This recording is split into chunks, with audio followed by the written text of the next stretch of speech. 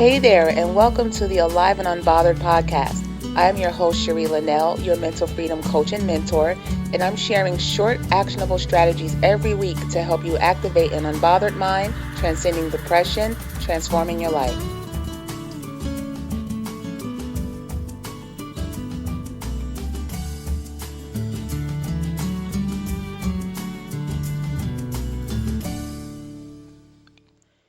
Hey there, and thanks again for tuning in for another episode of Alive and Unbothered.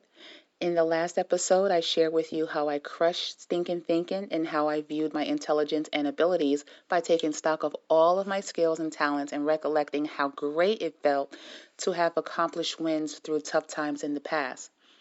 Now, that step set the stage for what I'll share with you next, and the next step of standing strong in who you are. And to do that is to embrace all of who you are unapologetically. And I couldn't get there without doing one of the hardest things I had to do along this journey, and that was to look in the mirror at my reflection without any judgment. So I needed to see me exactly as I am and be okay with what I saw. It is my reality. And friends, my reality was hard to be okay with because what I saw was a burden to my relationships, with my brain flip flopping cycles between depression, rage, sadness, irritation, being content, elated, and bliss. And these cycles are both consistent and unpredictable. But with deep work with my therapist and guidance from several coaches, I took a look at my reality and the events that would activate these cycles.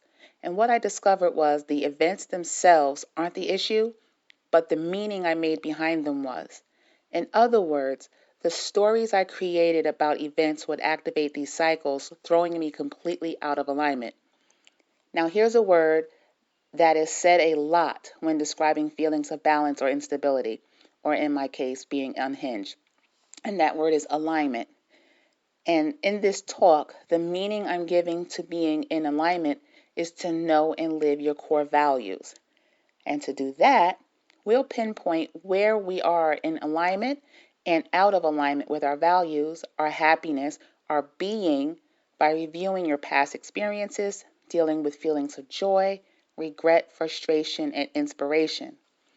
And for each feeling, check out and notice how you were, like how you moved, how you responded in situations you determined were ideal or not. It's important, though, that the focus is on your actions and not of those who are in your story. And this is important because we can't do anything about what others do, say, or feel. We can only do this for ourselves. Then ask yourself these questions with as much detail as you can to discover your story.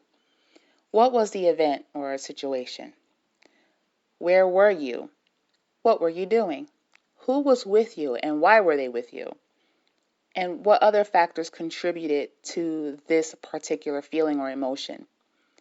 And when I did this exercise, it revealed in me the following core values um, that makes me whole, alive, and unbothered.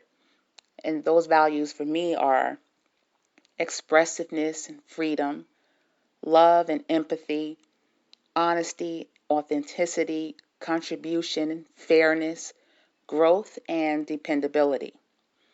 Now, as I share with you in the first episode, accepting that I'm challenged with bipolar depression meant coming to terms with having a lack of emotional control and unable to think in a clear or sensible way.